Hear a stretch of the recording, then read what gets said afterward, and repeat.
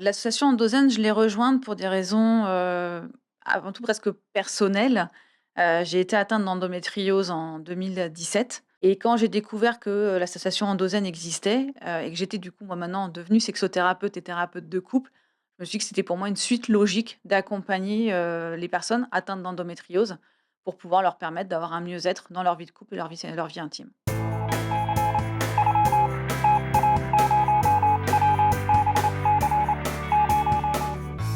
Pour moi, aujourd'hui, avec l'association Endozen et dans ma pratique à moi, je fais pas de différence de personne.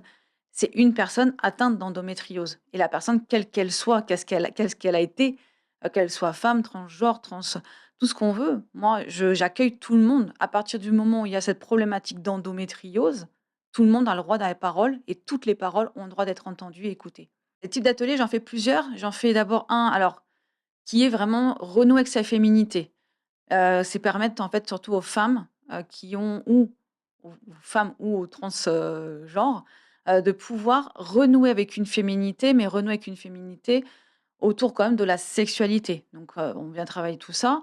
Il y a un atelier que j'ai appelé «Érotise-toi» qui est ouvert à tous par contre, hommes, femmes, et tout le monde et conjoint ou pas en fait, accompagnant, ouvert à tous. Donc comment par la visualisation et par de la lecture érotique et par une sexo-dégustation, on peut érotiser son propre corps, en fait. C'est important aussi, de revenir à son propre érotisme. On fait des ateliers du coup maintenant, la parole est au conjoint et bien en décembre, on va faire le premier atelier vraiment pour couple, donc pour pouvoir aider les couples à communiquer dans le couple et trouver ensemble des solutions pour un mieux vivre malgré l'endométriose. Chaque personne est différente, chaque personne ressent l'endométriose différemment, chaque personne l'a vécu différemment, chaque personne a été atteinte de façon différente et chacun la vit et l'a subi de façon différente. Et c'est important aussi, du coup, moi, dans ma pratique par rapport au couple, d'apporter des techniques de communication pour que l'autre, alors quand je dis l'autre, faut pas le prendre de façon péjorative, c'est pour éviter les mon, ma, toi, ma. L'autre, quel qu'il soit, puisse le comprendre, l'entendre, l'adapter et s'adapter à des situations. Faire comprendre sa douleur à l'autre, comment l'autre entend que j'ai mal. Qu'est-ce que ça veut dire avoir mal? Et c'est là où moi je les pousse dans la communication. Le avoir mal, en fait, je demande à ce qu'il ne soit même plus utilisé parce que ça ne veut pas dire grand-chose, en fait. Donc c'est poser des mots. Quand je dis: «J'ai une douleur», qu'est-ce que ça veut dire pour l'autre?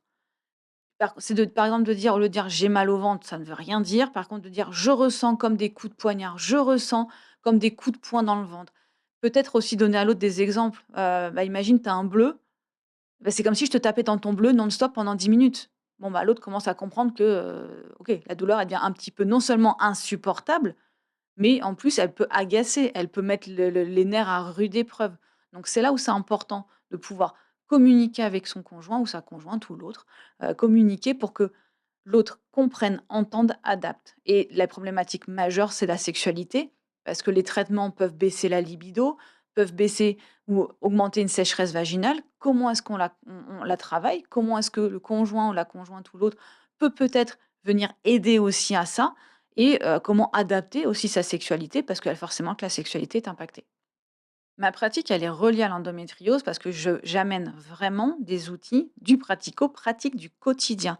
C'est-à-dire que quand on vient retravailler la sexualité du couple, et donc avant tout de la personne malade, je leur propose de retravailler leur propre sexualité, apprendre à faire l'amour avec elles-mêmes.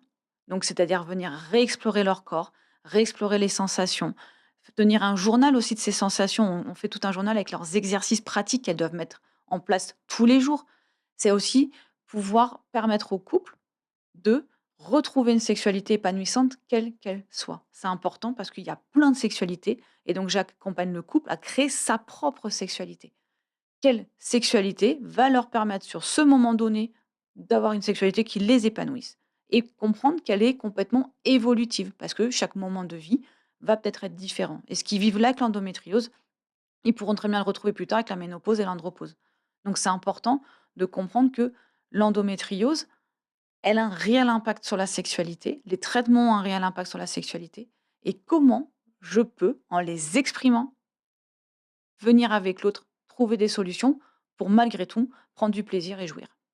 Quand vous êtes adhérente, vous avez un problème d'endométriose, donc ça atteint la féminité parce que des fois on se dit: «Ouais, mais j'ai mal, j'ai plus de libido. Est-ce que je suis encore une femme si j'arrive plus à avoir une sexualité de femme? Parce que je ne suis plus pénétrative, comment je vais être, perçue par l'autre?» Du coup, en retravaillant la féminité, en retravaillant la sexualité personnelle, en érotisant son propre corps, le bénéfice, il est énorme parce on reprend contact avec soi-même, on reprend le contrôle de son corps. Je décide de ma sexualité. Je décide de ce que j'ai envie de vivre dans mon corps intérieurement. Et je décide de le partager avec l'autre ou pas. Mais c'est important et la sexualité, qu'on le veuille ou non, la libido, qu'on le veuille ou non, ça fait partie de la vie. La libido, c'est avoir envie d'aller vers, avoir envie de s'exprimer, avoir envie de faire quelque chose. Bah, quand on a envie, qu'on retrouve l'envie de quelque chose et de l'autre, bah, en tout cas, on retrouve quand même une certaine énergie, une certaine paix générale. Écoutez, je vous propose de me retrouver via Endozen sur les réseaux sociaux, sur les manifestations ou lors des ateliers qu'on peut animer.